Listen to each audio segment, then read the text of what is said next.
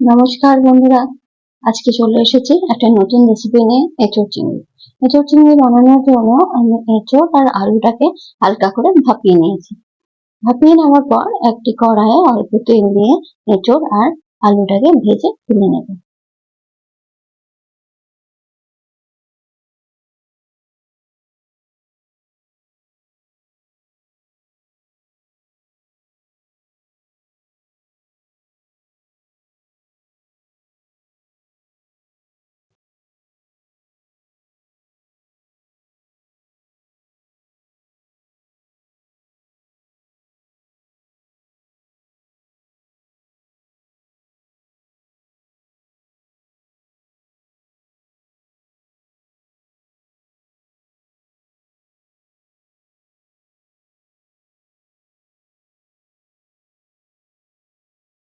ভাজা হয়ে গেছে, এরপরে আমি একটি জায়গায় তুলে রাখবো। ওই কড়াইয়ের মধ্যেই আমি দিয়ে দিচ্ছি চিংড়ি মাছ। চিংড়ি মাছগুলো খুব বড় সাইজের না, মাঝারি সাইজের কেটে ভালো করে ধুয়ে নিয়েছি। ওপরের খোলাগুলো বাদ দিয়ে দিয়েছি, দিয়ে দিয়ে দিলাম চিংড়ি মাছগুলো। চিংড়ি মাছের ওপরেই দিয়ে দেবো আমি একটুখানি হলুদ আর একটুখানি নুন, দিয়ে ভালো করে ভেজে নেবো। আপনারা চাইলে আগে থেকে নুন আর হলুদটা চিংড়ি মাছের মধ্যে মাখিয়েও রেখে দিতে পারেন।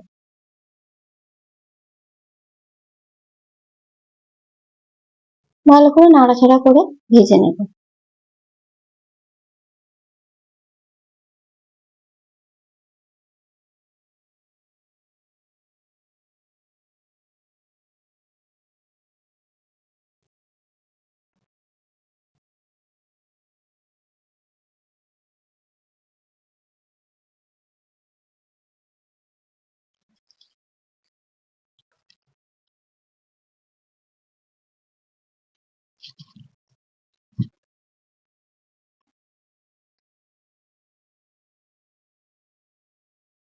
চিংড়ি মাছগুলো ভাজা হয়ে যাবে, এরপরে তুলে নেব।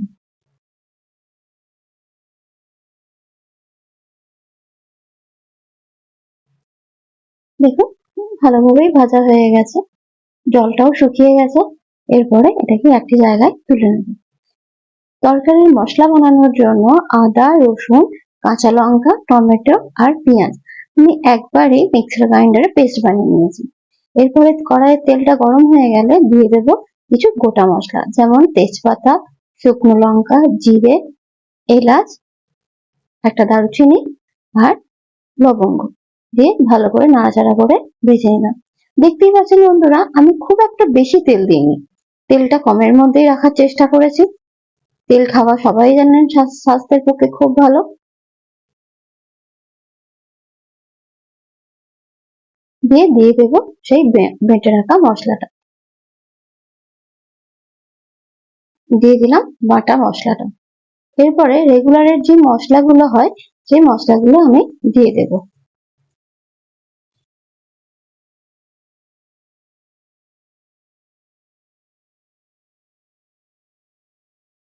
হলুদ গুঁড়ো,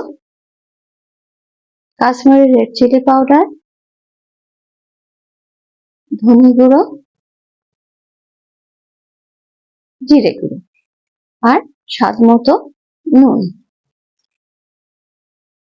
আমি শুকনো লঙ্কা গুঁড়ো ব্যবহার করিনি, কারণ আমার একটা ছোট বাচ্চা আছে, সেও এটা খাবে, তাই আপনারা চাইলে শুকনো লঙ্কার গুঁড়োও দিতে পারেন।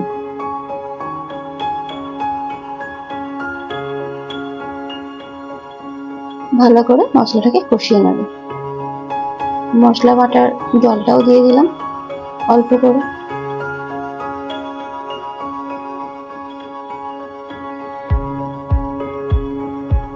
ভালো করে মশলাটা কষিয়ে নেব যতক্ষণ না মশলা থেকে তেল ছেড়ে আসছে।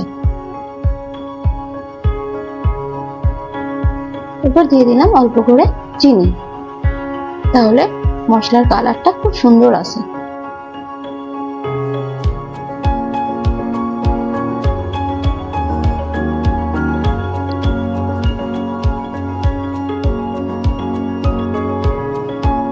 মশলাটা ভাজা হয়ে গেছে,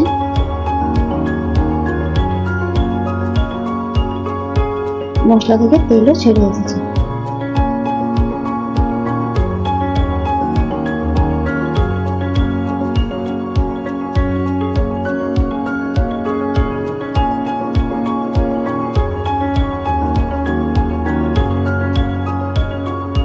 একটু জল দিয়ে নিলাম মশলাটার মধ্যে। দেখতেই পাচ্ছেন তেলগুলো ওপরে ভাসছে। আর দিয়ে দেবো এর মধ্যে এঁচোড়, আলু আর ভেজে রাখা চিংড়ি মাছগুলো দিয়ে ভালো করে কষিয়ে নেবো।